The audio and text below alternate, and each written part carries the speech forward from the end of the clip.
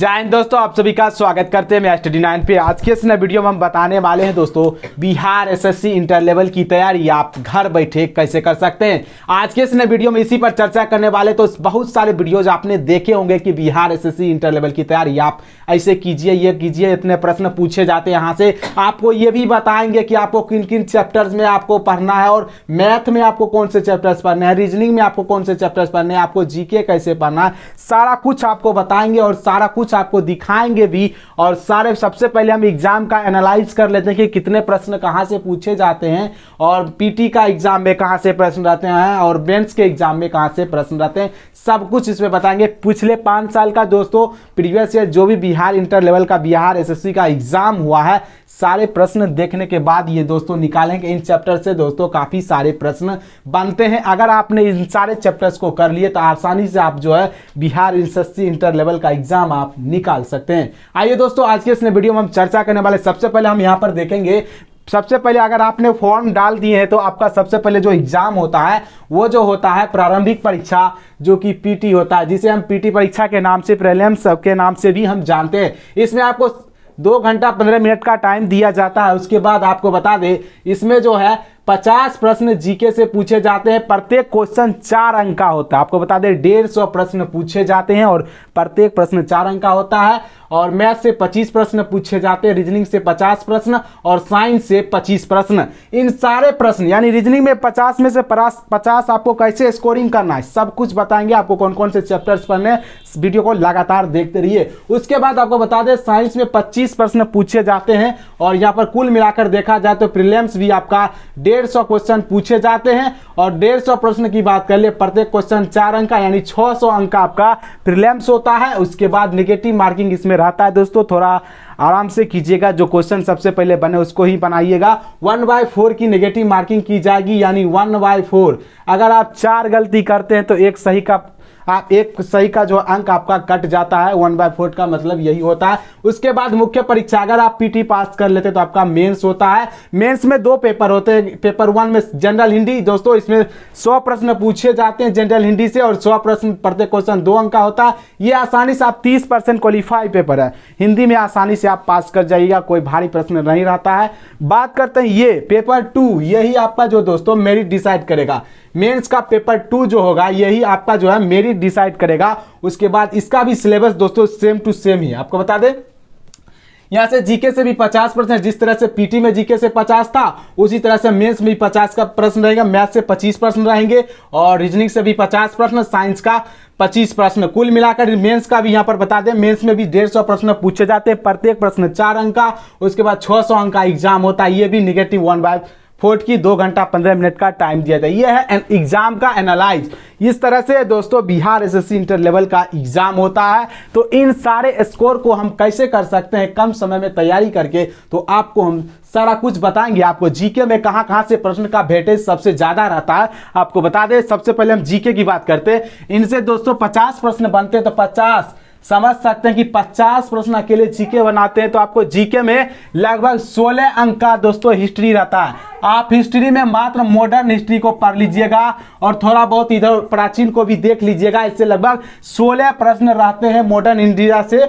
उसके बाद बात कर लेते हैं आपको ज्योग्राफी का, तो ज्योग्राफी से लगभग 8 प्रश्न बनते हैं और इकोनॉमी से लगभग 2 प्रश्न बनते हैं, आप देख लीजिएगा। उसके बाद पॉलिटी से भी 2 प्रश्न बनते हैं और बिहार स्पेशल से लगभग आपके 4 प्रश्न इनसे बनते हैं। तो बता दें आपको स्टैटिक्स पाथ विविध से आपको 10 प्रश्न बनते हैं। आप विविध को अच्छी तरह से देख के जाइएगा जीके में। और करंट से लगभग आपको 10 प्रश्न दोस्तों बनते हैं। 10 प्रश्न काफी मायने रखता है। करंट को आप डेली वाइज आप पढ़ते रहिएगा क्योंकि करंट का भी हर एग्जाम में करंट का वेटेज रहता है। तो इस एग्जाम में आप हिस्ट्री को अच्छी तरह से देख लीजिएगा, करंट को देख लीजिएगा और बिहार स्पेशल से भी प्रश्न 4-5 रहते हैं, आप इसे देख लीजिएगा। यहां से आपका जीके दोस्तों 50 में 50 आप आसानी से स्कोरिंग कर सकते हैं। आइए हमको बता दें, आपको साइंस में 25 में से 25 अंक आप कैसे स्कोरिंग, मात्र आपको 4-5 चैप्टर हर यानी फिजिक्स, केमिस्ट्री, बायोलॉजी में मात्र 5-5 चैप्टर पढ़ लीजिए, बस इसमें 25 में से 25 आप जो है स्कोरिंग कर सकते हैं। फिजिक्स में दोस्तों भौतिकी में मात्र आपको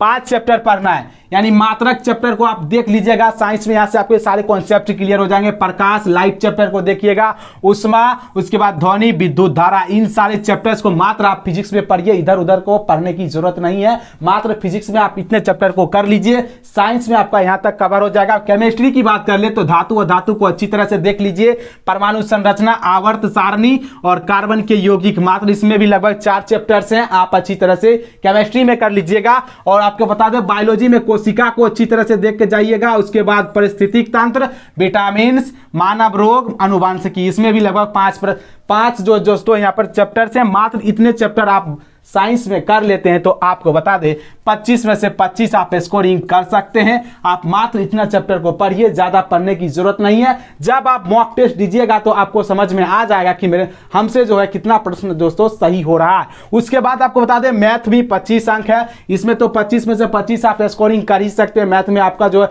काफी अच्छी पकड़ होगा। अगर आप कमजोर हैं तो फिर भी कोई बात नहीं, आपको बता दें इन चैप्टर्स को आप सबसे पहले कर लीजिएगा, आपका एग्जाम दोस्तों आराम से निकलेगा। औसत यानी दोस्तों परसेंटेज को आप अच्छी तरह से पढ़ जाइए, प्रतिशत एवरेज, यानी एवरेज चैप्टर को देख लीजिएगा, प्रतिशत यानी परसेंटेज, प्रॉफिट एंड लॉस, लाभ एंड हानि, साधारण ब्याज, चक्रवृद्धि ब्याज, इन सारे चैप्टर्स को अब अच्छी तरह से कर लीजिएगा। उसके बाद दोस्तों अभाज्य संख्या, एलसीएम, एचसीएफ, समय और दूरी, यानी वर्क एंड टाइम, डिस्टेंस और वर्क एंड टाइम और नल टंकी, इन सारे चैप्टर्स को आप मैथ में कर लेने के बाद आपका जो है काफ़ी ज़्यादा जो है यहाँ पर स्कोरिंग हो जाएगा। आपको मैथ में एडवांस नहीं पूछे जाते हैं, मात्र आपको इन सारे चैप्टर्स को करने हैं, बस आपका मैथ यहाँ से दोस्तों कंप्लीट हो जाता है। यानी 25 में से 25 अंक आप मैथ में यहाँ से स्कोरिंग कर सकते हैं। मैथ दोस्तों काफ़ी दोस्तों डर लग रहा होगा, कुछ नहीं दोस्तों, आप बस अच्छी तरह से इन सारे चैप्टर्स को कर लीजिए। बस इतना से दोस्तों एडवांस से प्रश्न नहीं रहते हैं एसएससी इंटर लेवल में, बस आप इतना कर लीजिएगा। SSC CGL,